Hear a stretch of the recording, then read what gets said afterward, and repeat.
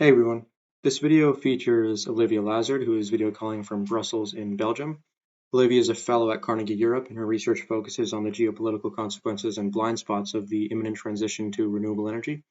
She's worked for the UN, the EU, and various non-governmental organizations, and she's currently working in international security and conflict resolution. She's gained immense recognition throughout these past few months after being featured on TED and has since been on EDU 2022, BSc 2022, The Great Simplification, and many other publications, podcasts, and international conferences.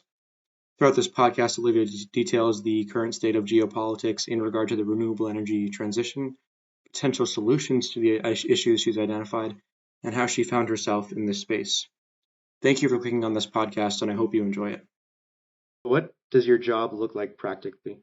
Because you've talked about how you're part of like in international security, but what does that like mean realistically? What's your routine like? I don't have a routine these days, but I can tell you about how my job has changed, which is maybe I want to take you there because it's going to take you also to a part of the narrative which is way beyond what I do. So I started my career in conflict resolution, and I was working for a long time in political mediation in the Middle East and then in different parts of Africa. And then, as a result of the way that international security evolved following 9/11, particularly, um, I started working a lot more on what we call stabilization. So there was essentially a sort of growth in conflict in different parts of the world, and conflict became a lot of different things, right? It was not just two state parties, for example, fighting one another. It was essentially this notion of a state becoming very brittle over time in terms of its territorial governance, in terms of Right. its social and political governance and stuff like this, and how it creates different types of insecurity expressions or forms of violence. Um, and it was something that we could see in different regions of the world, but there was also sort of global dimension that was on the rise in terms of competing narratives about what states should look like or what power should look like. That's what, at the end of the that it's one of the sort of results of what 11 was about, right? It was, challenging the United States at the core of its power, and it was sort of challenging with supposedly a religious narrative, but in fact it was not that over time. It was a sort of almost multinational type of behavior that Al Qaeda first adopted and then ISIS adopted, and it almost replicated what multinational companies which were born in the US did for a long time. But it created a whole sort of unraveling of this notion of stability that we were accustomed to, or at least even my generation growing up, I was accustomed to, right? The state was the ultimate type of authority, and it wasn't anymore. And by working on stabilization, I started seeing, essentially, particularly in Africa, how nature became very central to the way that conflict economies work, that illicit financial networks also organize themselves. And if I compare, for example, to the moment when I started, like back in, what was it, 2007, 2008, to today, like natural biodiversity or timber or like, the fourth sort of global income for illicit financial trades. Yeah. And it wasn't the case, 15 years ago. And I saw, especially again in the Central African region, how a lot of people were starting to complain about climate change and their effects on livelihoods and their effects on agriculture and their effects on health. But in fact, what was going on was that there was a lot of issues around plundering of biodiversity and plundering of natural wealth, both for reasons having to do with poverty, but also with, like sort of global illicit financial networks. And I was seeing at the same time that my sector, the peacekeeping sector, the stabilization sector, the political mediation sectors, were essentially missing the mark on climate change. They did not integrate it within their analysis. They did not understand how it would impact their work. They did not understand how it was already sort of changing the way that people were organizing themselves in terms of how they would relate to nature, how they would relate to one another, etc., etc. And particularly what they missed entirely, which we're only really coming to grips with now as a result of the war in Ukraine, is the fact that as early as, let's say, 2013, 2014, there was already a geopolitical competition which was organizing itself, particularly on the African continent, for those critical minerals. Anything from lithium to bauxite to graphite, chrome, rare earths, etc., etc. And it was happening under the guise of a competition around diamond and gold, Right. or uranium, in some cases. But now we're sort of, finally connecting the dots essentially between a rush which was happening at the time between Russia, a little bit of the US, Turkey, Iran, like all of these different actors which were on the lurk for what was happening or what was about to happen with the energy transition, which I think that they were, to a certain extent more aware of because of their connections to China and because they could observe what China was doing, and which we in the West, so the US, the EU, the UK, Australia, Japan, were quite late to the curve about. And so my job went from being about working in the field, analyzing conflict. Sorry, I'm just going to shut down WhatsApp. It's going to be easier. Analyzing conflict at that moment of history, trying to contribute, some thinking to the UN, to the EU, to the US, to donors, about how we could tackle a number of different conflict drivers, including those that were about sort of, poaching resources and sort of, trying to capitalize on certain key natural resources. And now it's a lot more about, one, analyzing the way that donors or policy circles, particularly in the EU, tackle the issue, well, intertwining issues between climate change disruptions, ecological breakdown disruptions within the EU and outside of it, how they look at the concept of security worldwide, and how they conceptualize of how the energy transition and how climate-related transitions are essentially going to redesign economic fluxes, interdependencies, impacts on nature, and therefore on the way in which we sort of conceptualize of relationships with one another across the globe. And behind that, like the analysis is indeed about how power is changing and how we can measure or how we can sort of understand what power is today, right? Because power is not the same in terms of format, in terms of proposition, in terms of metabolism as what, for example, happened after the Second World War, after the fall of the Berlin Wall, and what we're competing for, or what we're competing against in some places. Right. What is the future of security is essentially what I do. And so in practice, that means it's following sort of policy design, policy development in the US and the EU and other places around critical minerals, around climate change disruptions, around security sector reform, multilateralism, agriculture, and stuff like this. And then also I do a lot of awareness raising. So TED for me was a great platform to sort of, plant that sort of narrative of like, let's be real about what green means, and let's be real about what, like we're entering into in terms of power competition in the midst of a twin transition between green and, technological sort of transitions as well. And what that means for the future of security and what are we choosing in terms of future. Yeah, so there's even with your explanation there was a lot, and I feel like a lot of people tend to almost simplify it, where it's not just an issue of the environment, right? And the environment is interconnected with so many factors, and there's so many climate impacted areas of the world that will be completely ravaged if we just go headfirst into a transition to renewable energy. It's very likely that a lot of countries are going to be exploited for raw mineral resources. And what you said about China, and it's very true that even the US right now, I think something like 80% of our rare earths come from China specifically, and that number is just Yeah. going to go up exponentially once we start initiating the climate change policies. I know the Biden administration said, I think 2 or 3 months ago, that they're planning to go 100% renewable by 2030, I think it was. And just hearing that, it's very clear that we're going to have a, a gigantic spike in demand, and Yeah. that's going to have to be accounted for through just a general redesign of global politics and how we approach this, this rapid energy transition. Yeah.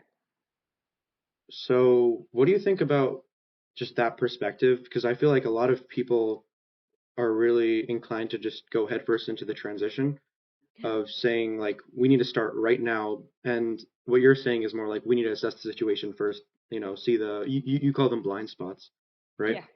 I think, I mean, I do still agree with people who say we need to go very fast. The challenge is to go into this transition fast and to do it well at the same time, which is normally what humanity is not very well accustomed to. We don't tend, especially because you see, this is the problem also with the way that we've designed the transition in the first place. We're not just going for an energy transition, right? We're going for an energy transition coupled with a digital transition and a technological revolution. So it's not just that the spike in demand for critical minerals or raw materials is going to rise as a result of our shift towards solar panels or wind turbines and batteries. It's that we're doing that, and we're sort of creating a huge infrastructure and physical architecture to try and support essentially the weight of AI, to support the like the sort of new global connectivity, in which, if you think about it in very schematic terms, the technological revolution and the digital revolution is what is a new sort of playing field for economic competition.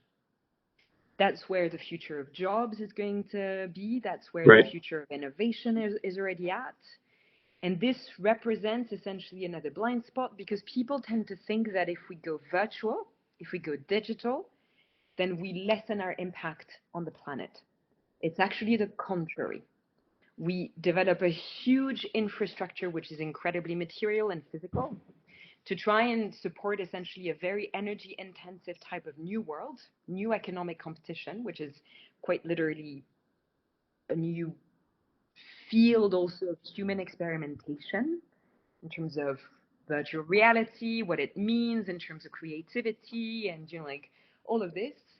And we're doing that at the same time as sort of changing the backbone of how we function with an energy system, which there are lots of engineers working on, what the grids should look like, what the energy mixes, should look like, depending on from one country to the other and stuff like this.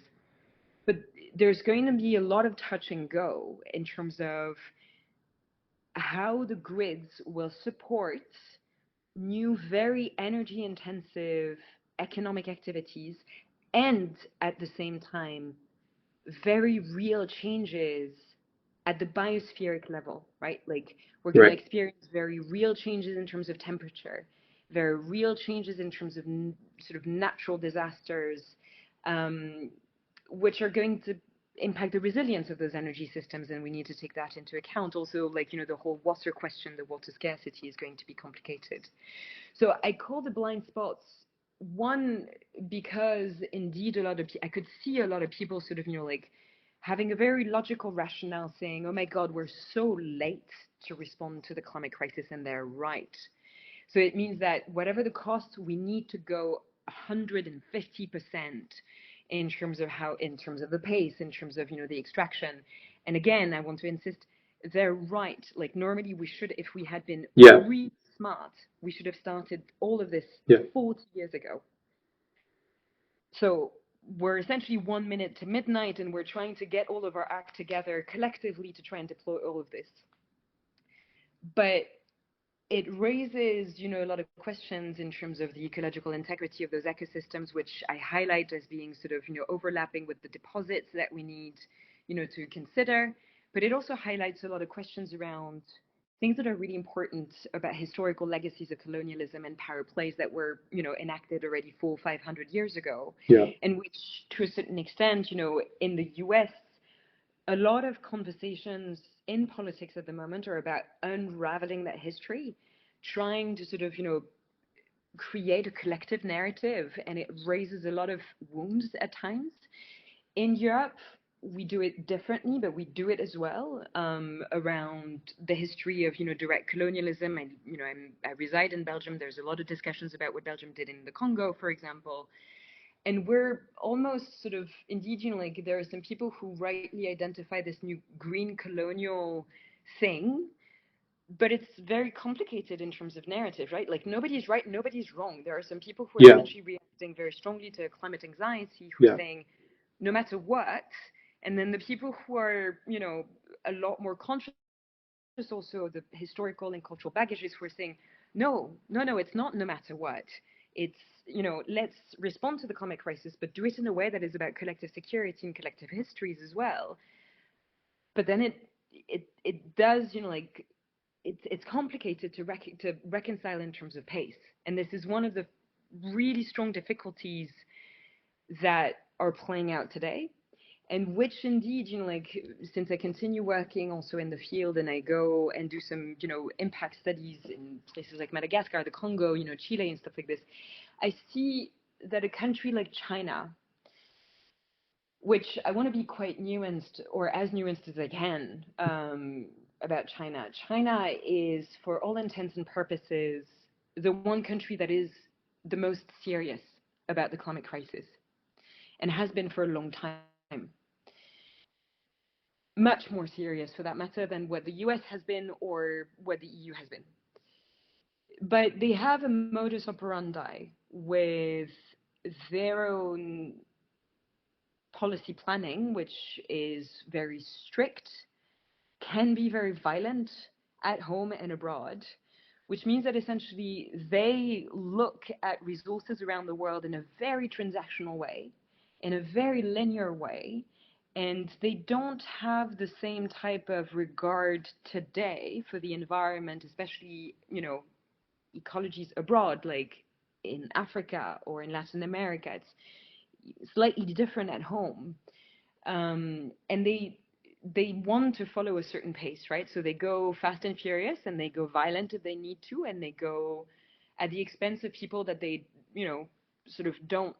They say it outright, like they don't want to take responsibility for some of the social and environmental costs that their activity poses in certain countries that don't have the same level of protections that we do, for example, in our legal systems.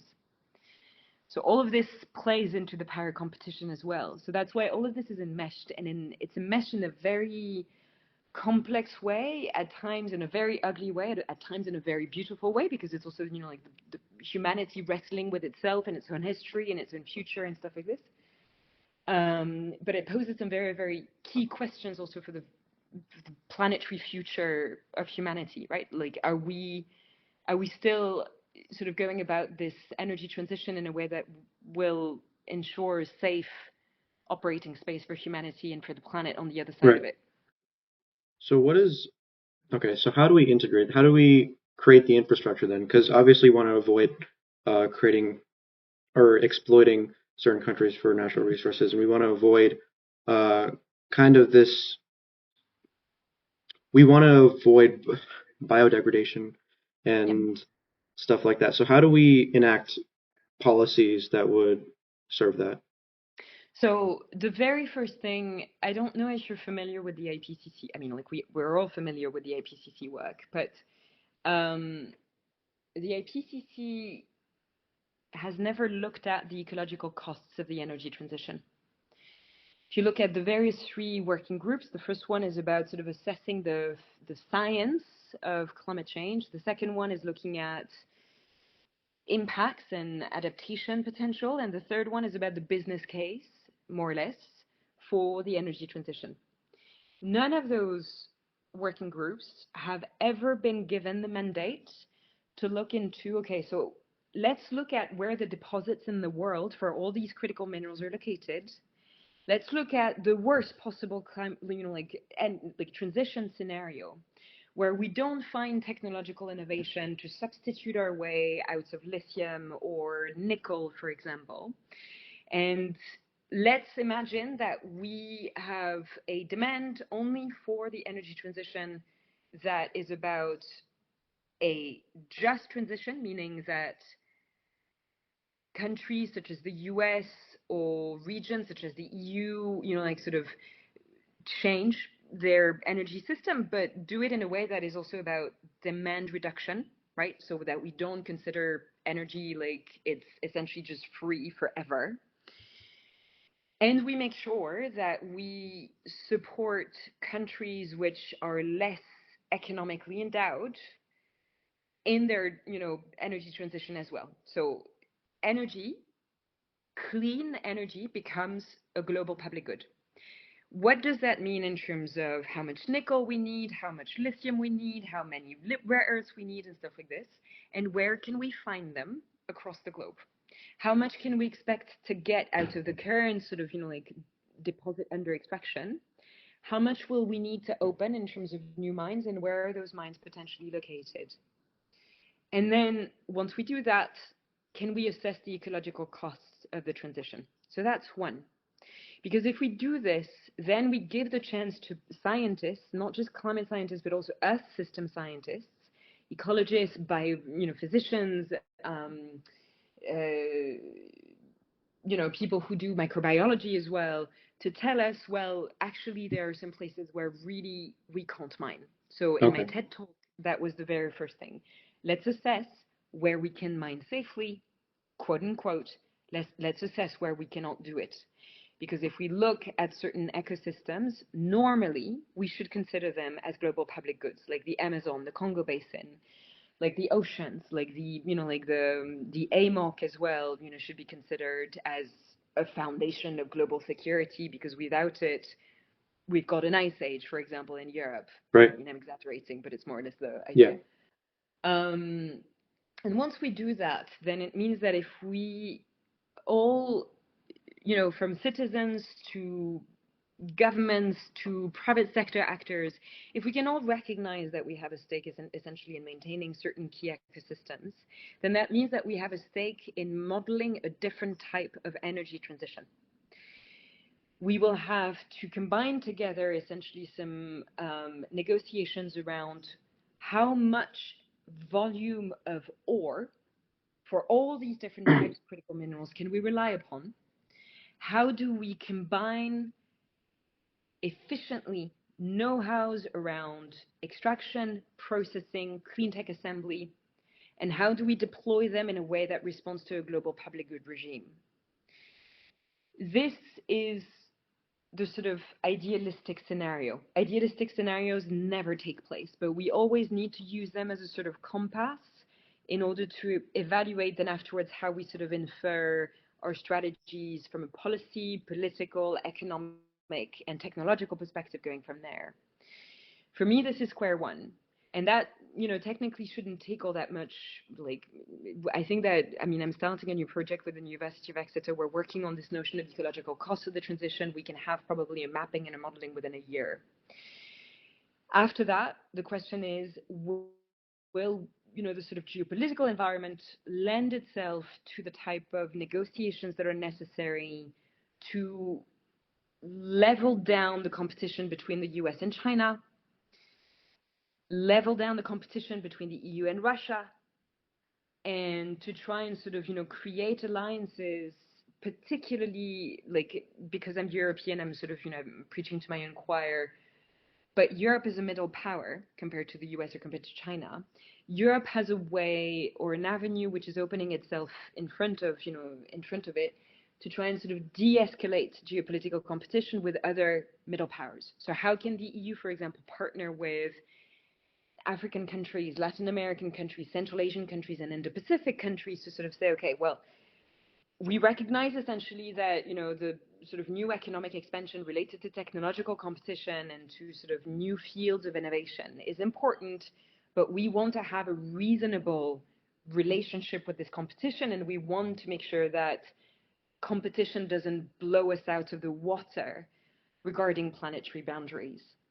The US and China can't I mean, technically it would be great if they were to sort of adopt that kind of narrative, but it's going to be difficult between them because usually two superpowers that play power relations on different accounts. So the US is very strong from a military perspective, very strong technically from a financial perspective, but China is becoming better in terms of research, in terms of education, in terms of technological innovation, and is becoming sort of has a strong comparative advantage regarding global economies of scale Right. for those critical minerals.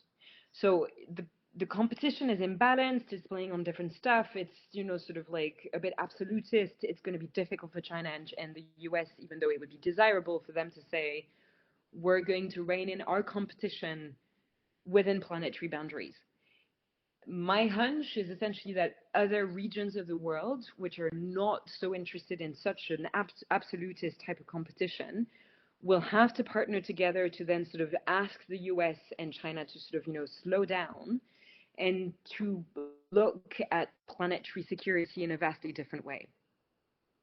Okay, so then how realistic would that solution be? Because I feel like the common talking point is that it is even the plan B solution that you outlined was kind of idealistic in a sense, and a lot of people argue that it's it's just not going to happen because like there's too much at stake for several countries here, and there's too many individual perspectives for us to mutually align with this single goal of creating um, a climate safe future and things along those lines. So, what would you say to that? Um, our reality is on shifting grounds at the moment. And the people who say today it's not going to happen are usually the people who are not fully aware of the fact that climate change is accelerating to a point where it's running out of control and it's naturally going to put some reins onto the global economy. A lot of people, for example, we tend to focus a lot of conversations around global economic competition at the moment on semiconductors, for example, which is one of the reasons why Taiwan is one of the sort of where semiconductors are being mostly produced, at least at the level of advanced technologies where it is. Taiwan is one of the fault lines from a geopolitical perspective today. Very few people know that last summer, Taiwan nearly ran into such a level of drought emergency that they nearly stopped producing semiconductors.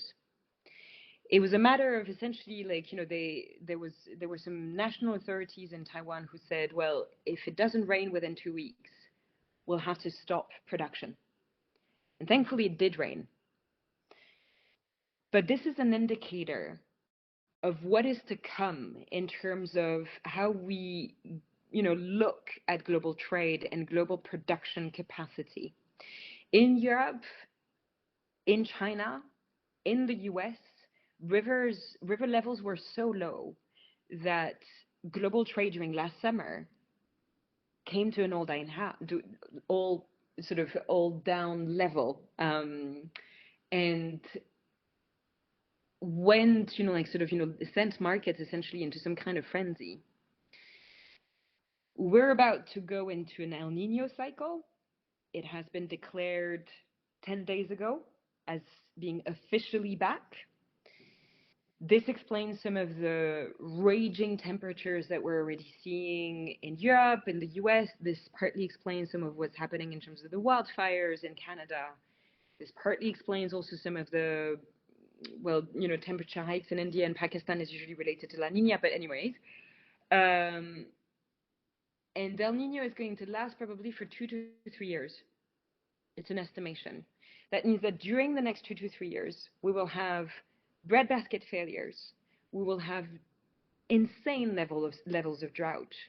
We will have, therefore, a slowdown in terms of global economic interdependencies, potential difficulties in terms of extraction of critical minerals, processing, in terms of industrial development, in terms of, like sort of certain key critical infrastructure around energy, around technological innovation, which will be threatened from a natural, so-called natural perspective.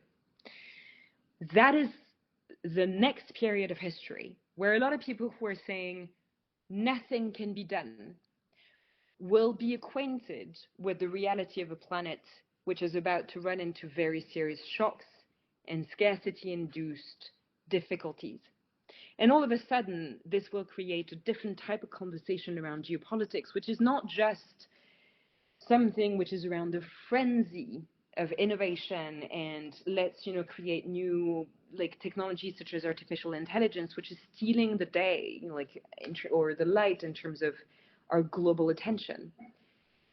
It will be, oh my God, we're realizing actually that the sort of technological, energy, and economic infrastructures that we have relied upon for almost a century now, and even, some more, is running into a danger zone and we don't have a solution. And then the question will be at that point, and this is one of the reasons why the current sort of, conversation around AI is also quite dangerous. Within the next 2 or 3 years, we're likely to see more and more conversations around geoengineering. And geoengineering of the type that, we're not prepared for yet, which is solar radiation management. It's about sort of, trying to seed the atmosphere with certain particles and aerosols that will reflect a lot more sun rays out of the atmosphere, and it will therefore sort of, create a level of human management of the planet that we've never had before. We've collectively, as a human species, we've gone into a story of environmental change, environmental management, environmental impact, but we've never considered the possibility of having to manage the planet. And we've never considered it knowing that we know more about the surface of the moon than we do, for example, about the sort of microbiome of soils. So that will challenge essentially the whole notion of human knowledge, of human capacity, of our relationship between nature and technology, and there will be a choice to make. Do we go the full way into technology, knowing that we don't know what the consequences will be of doing that? We just know that this will be quite dangerous, or risky and potentially quite dangerous. Or do we actually sort of come together in a different fashion, try to review the way in which geopolitical competition plays out, try to reinvest as much as possible within ecological integrity, which therefore requires a lot of, new thinking around regeneration, complex regeneration, right? Not like planting trees and monocultures to try and suck carbon out of the atmosphere, but really try to sort of mimic what nature does best, which is complexity. And complexity will challenge the very notion of globalization, because globalization has essentially relied on linear systematization. It's about how can you, it's been the sort of story of multinationals technically particularly since the fall of the Berlin Wall. How do we have products and systematic production lines that we can reproduce from one place to the other so as to create global economies of scale, no matter what environmental and externalities we inflict on the local site's production, and no matter how it challenges essentially local cultures around agriculture, around environmental integrity, around history. And there will be a comeback essentially if we do things differently from an economic perspective. There will be a comeback of different know-hows around how to sort of produce in a way that is ecologically sensible, and yet at the same time maintains a level of sort of global, sort of balance of power, because it has always existed within history, and we can't sort of wish it away. It's almost as, like the bigger you go, the bigger you need to maintain some equilibriums, and the challenge of maintaining those equilibriums is to make sure that they're reined in into a certain boundary rather than exploded out of control, essentially. Right. So then how would we kind of get people on the same, like firms and businesses in general, on the same page? Because how do we, shift them from the profit maximizing to, the, lifespan maximizing, the lifespan of the planet maximizing? How do we get them to consider the consequences? It's a good question, and I have disparate answers. I can tell you that at the very least in Europe, we have more and more conversations which include private sector actors around the reality of unsustainability and debunking the way in which sustainability has been conceptualized so far. Which, sustainability has only been sort of, conceptualized according to what carbon emissions, um, the level of carbon emissions that a business, for example, emits. We need to reconceptualize sustainability around, one, the use of all sort of environmental services or ecological services, right? Which is a new way of thinking for a lot of different businesses. And two, we need to reconceptualize sustainability as what part does a business take into regeneration. So it's not even just monitoring or accounting for what you use or what you emit. It's how do you actively take part into the next challenge of human collective, security, which is regeneration, adaptation, etc., etc. The big sort of companies around, well, the big companies, for example, around fashion are going to have some trouble. The big companies around oil and gas, certainly, I mean, like we're already seeing that they have a lot of trouble, even though they're making a lot of profits at the moment because of the war in Ukraine. They're going to have a lot of difficulties coming back from a period of history where they just kind of, they were accustomed to anomalous types of profits. But they interestingly may have a way of reinvesting into, like the critical mineral space and stuff like this. So these are the sort of utility companies, which if they're smart are gonna, turn their shirt around and be like, okay, well, like we'll be part of what's next. But they're still gonna have to change their business model. The sector that is in most need of changing is agriculture. And this is where I envisage that there's going to be potentially a lot of political, economic, and in some cases actual conflicts around how do we conceptualize of agriculture going forward, because there are some companies that are into genetic modification for certain seeds, and into controlling the next markets essentially for where climate hits hardest and where it creates breadbasket failures and where it creates human needs, acute human needs, and therefore how we can create a new type of business pool. In opposition to that, you've got a lot of, like very strong movements around the world, including, one of the most successful ones is actually in India, with sort of figureheads such as Vandana Shiva, who are very much in favor of complex types of, agricultural systems that are about growing food, but at the same time, it's the way that we grow food refeeds essentially into ecological services via soils. They create water retention landscapes. They create, very strong fertility in terms of, or microbial activity in the soil and stuff like this. And so these visions will oppose one another. And so that's why there needs to be a lot more attention given to how agricultural systems need to change, and therefore how they change also by recreating socioeconomic fabrics, better solidarity at community or at sort of, bioregional levels, and therefore change the fabric of economic, interdependencies and exchange. On the basis of that, I do believe that there will be more and more movements and sort of territorials for years for new thinking about what resilience looks like, what economics should look like, the relationship with the state also and stuff like this. And we'll see essentially how certain businesses manage to sort of reconfigure their global outlook into, okay, so how do we actually sort of choose certain key regions as new markets to really invest into, because that's where the resilience of humanity will lie.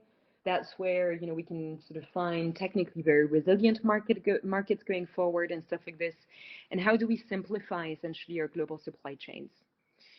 I'll give you a very specific example. I'm, you know, like as a result of a conference that I attended also with businesses just 2 weeks ago, I was approached by a French brand which is into luxurious goods around fragrances and stuff like this.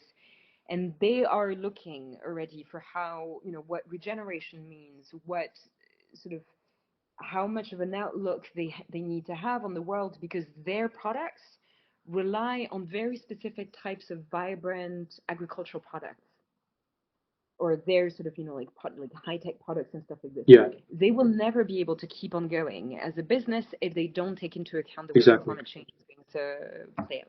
Just give Yeah, me 1 second, I need to sort of refill some water in my. yeah. I'm gonna be right back too. Yeah, so I was actually gonna say something on that point. I think if we shift it to the fact that if we just shift it to how it affects them, because a lot of these countries, no, sorry, a lot of these businesses are, if you look at the fishing market, overfishing is a pretty big issue right now.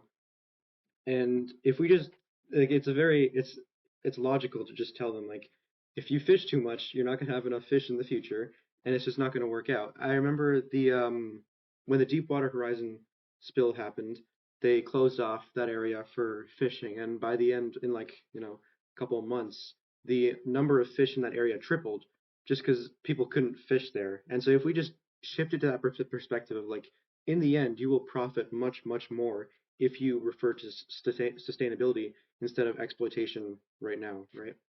Yeah. Yeah, and I think, I mean, one of the key things that will need to be done very quickly, but it's a very complex methodology. We need, let's look at it this way. If we decided that if we took as a symbol for what humanity needs to do, how it must meet its needs, and at the same time sort of meet the targets around biodiversity, climate, and stuff like this. If you took 100 square meters today to feed the equivalent, you know, percentage of humanity,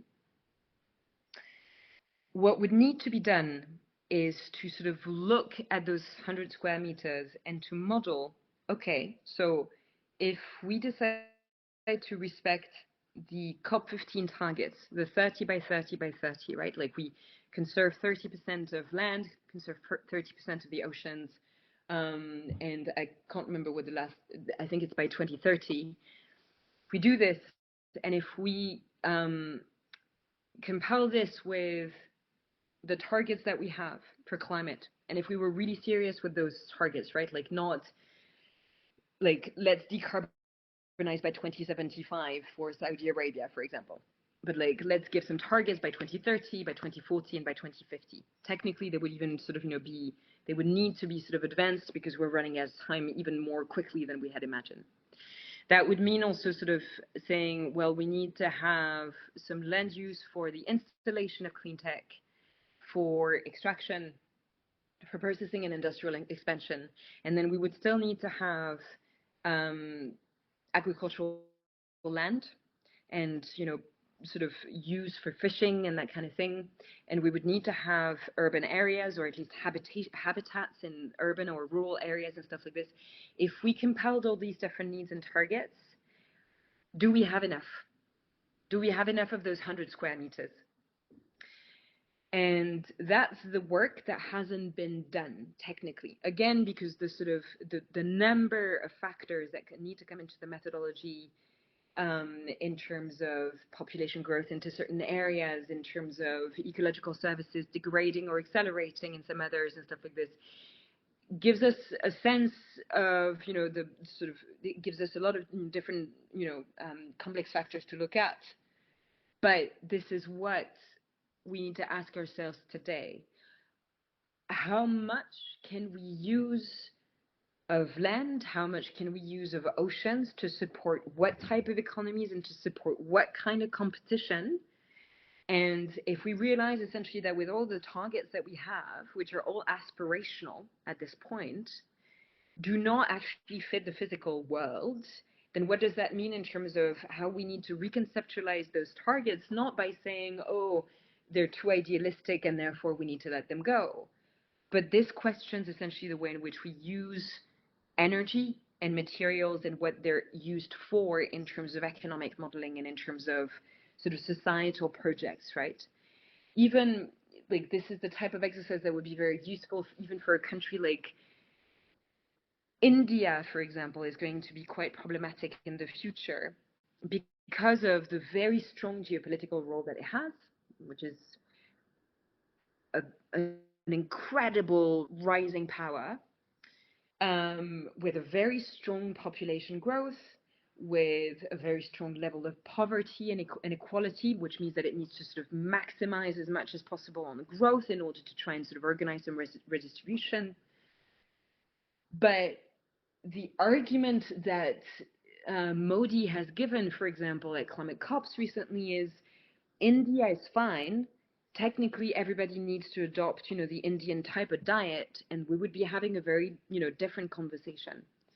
Which is, I understand his point, right? Like, it would be a lot better indeed if a majority of the population worldwide were to adopt a sort of type of diet which is in majority vegetarian. But this is a fallacy. It's like, India needs to grow also in terms of energy, but it cannot sort of, do it in a way which is about sort of also, you know, blowing geopolitical competition out of proportions, which is what Modi is intending to do as well, to try and sort of position, very rightly so, if you look at it from just from a geopolitical perspective. But like the narratives of a lot of world leaders just doesn't correspond to the type of planet that we have today and the sort of material resources that we still have, right? So all of these different, things need to be taken into account, and we still don't have, and that's where AI may actually be useful to try and sort of, compile together a number of different data sets that are very difficult to compile from. I mean, it would take a long time, right, to sort of have a bunch of different multidisciplinary teams work through the data and try to come up with a sort of global answer for how much of land use and marine use can we have, and how much do we need to leave for nature to regenerate and therefore support human civilizations, no matter what their political project is. Right. Or their cultural sort of sense of political project. Yeah. There's definitely there's an endless list of things that we could do, right? But I guess what you're saying is we really need to focus on very specific things. So then, just to wrap up a little bit, like how did you get into this space? Because it feels like it's a very specific space. How did you find it? It's a very good question, and I think that it's a question that I will always also grapple with myself, because it started with something very specific, as I was saying, around political mediation, and there was a question gnawing at me at the time, which remains a bit of a leitmotif in my life, which is, what is peace? My own family history is very marked by what happened during the Second World War, and this notion of peace versus war, what are healthy equilibriums around, societal organizations and stuff like this. This is something that has always kind of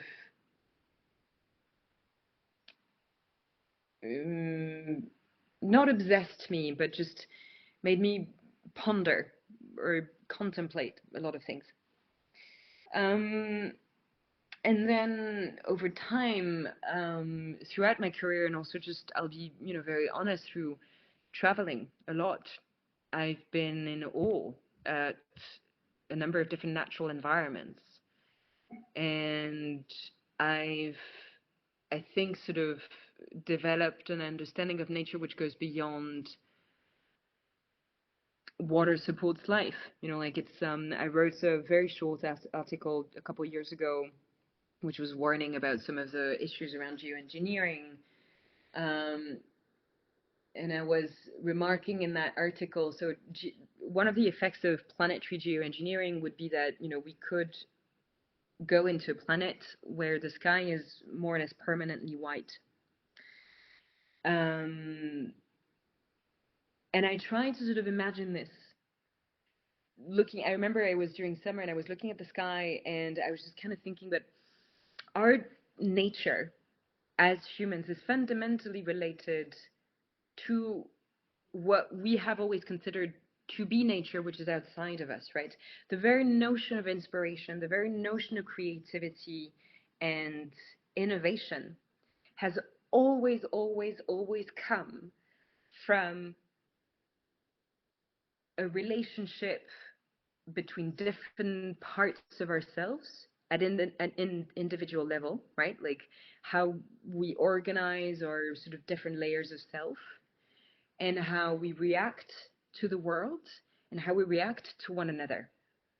It's almost as if, like it's innovation, creativity, and stuff like this comes from a level of self-reflection, but also from difference, from friction, from like confronting yourself with realities that you at times feel comfortable with, at times don't feel comfortable with. And I started imagining a world where essentially this notion of being in charge of the planet was almost fundamentally self-defeating to human nature and to the very things that we adore, right? That we are human for.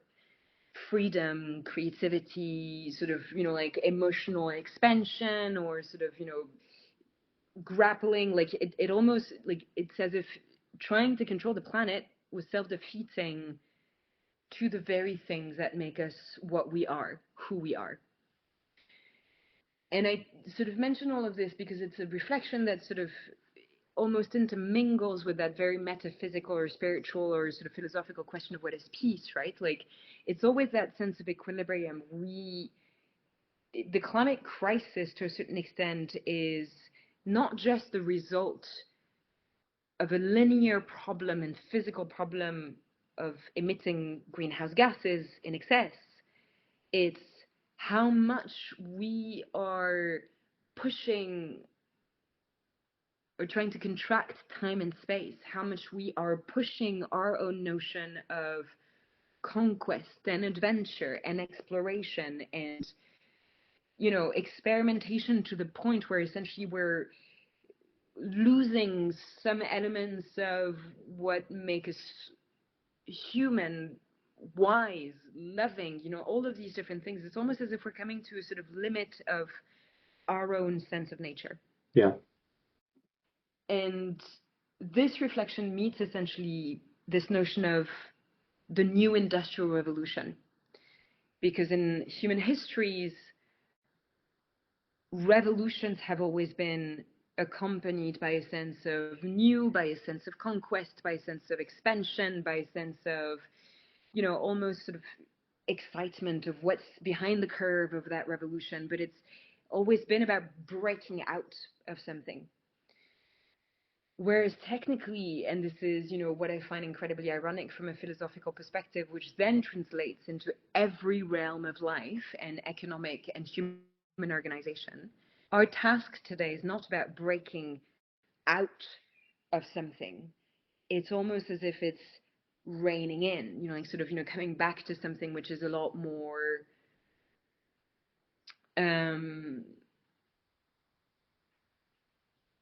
I want to say wise, at least my definition of wise. I'm sure that, other people may have a different definition, but something which is about caring and stewarding and living in a way which is not about constant performance, constant sort of innovation, but just resting into a notion of progress which is in interrelationship with the planet and with each other. And this is something that we've actually never really tried in human history or in the human experiment.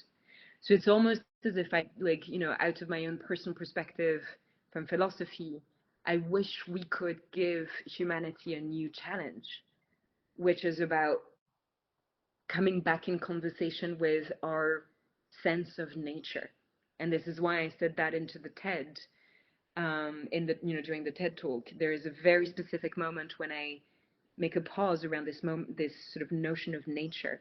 It's not just about what's going on outside with the planet. It's about our relationship with the various parts of ourselves and what it projects onto the planet, almost as a mirror.